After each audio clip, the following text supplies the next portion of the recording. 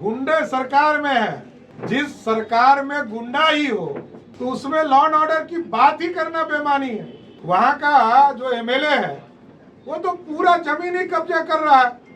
लालू प्रसाद जी के जो एमएलए होंगे उसे क्या उम्मीद करते? नीतीश कुमार जी के लिए सारे दरवाजा बंद कर दिए। जब राजा को ही कुछ नहीं पता है, मुख्यमंत्री जी पता नहीं किस दुनिया में चले गए हैं, बूढ़े हो गए हैं तो आराम करना चाहिए था, लेकिन वो लापरवाह है। ये सबसे ज्यादा दुखद है बिहार के। कुशवाहा क्या बीजेपी के संपर्क में है?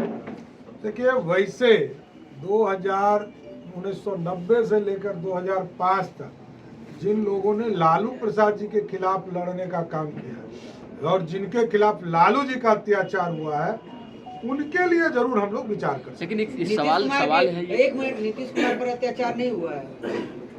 नीतीश कुमार जी को तो लालू प्रसाद जी के ही समर्थन से मुख्यमंत्री हैं, तो उन पर क्या बोलना।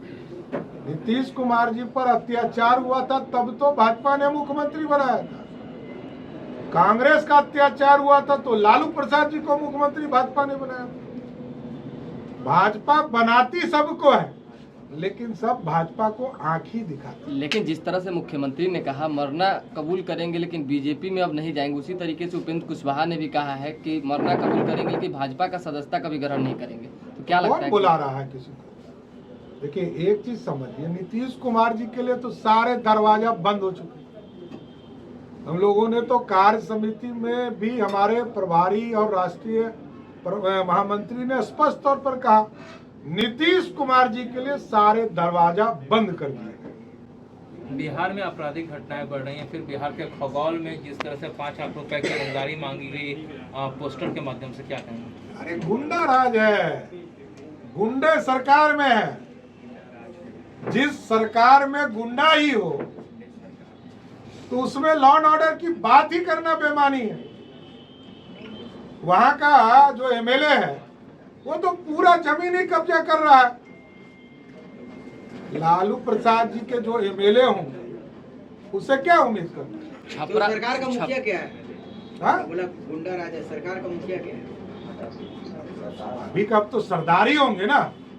अब तो लालू जी राजा हैं और उनके नीचे बिहार के मुख्यमंत्री नीतीश कुमार जी हैं, क्योंकि उनका तो राजनीतिक वजूद खत्म हो चुका। ये तो मात्र 43 सीट वाले एमएलए के नेता हैं, लेकिन 110 एमएलए वाला नेतृत्व करने वाला तो लालू प्रसाद जी है।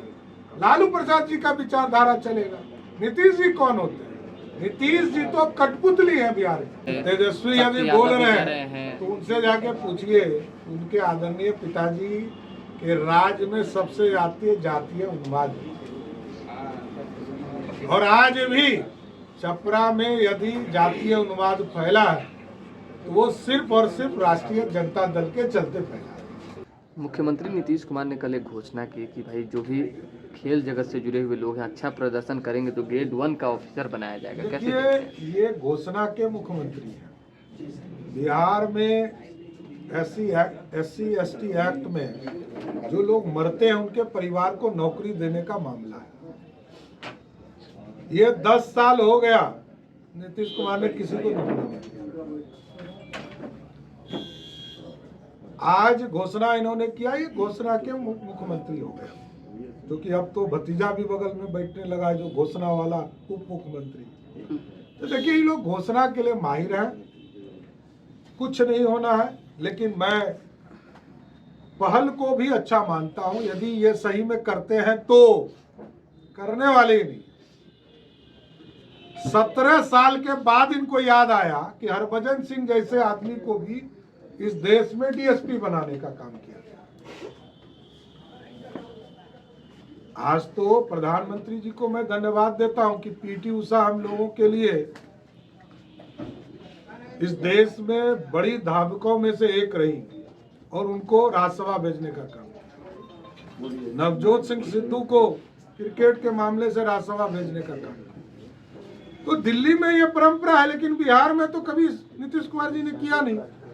अब 18 वर्ष के बाद, क्योंकि सत्ता भी इनका मैच्योर होने वाला है, और तब इनको याद आया सिर्फ घोषणा कर रहे तो घोषणा नहीं करे, जो बिहार के मेधावी खिलाड़ी हैं उनको तुरंत सम्मानित करने का काम करना चाहिए, और उनको डर भी नहीं है। तो मुख्यमंत्री जी, क्योंकि इनको तो जब भी कोई पूछिए तो यही कहते हैं मेरे को कुछ पता ही नहीं है, पता नहीं क्यों मुख्यमंत्री बने हुए हैं। इनको तो कल्याण विभाग में आराम करना चाहिए था, लेकिन अब बूढ़े हैं, बहुत बात नहीं बोली जा सकती है। लेकिन मैं जरूर ये कहूँगा डीजीपी साहब से कि आपके 2 ऑफिसर लड़ रहे हैं, तुरंत इसकी जांच हाई लेवल करिए और तुरंत कार्रवाई करिए, तभी तो स्पष्ट होगा कि कोई ऑफिसर यदि बिहार में काम कर रहा है तो सही ढंग से काम तो करे।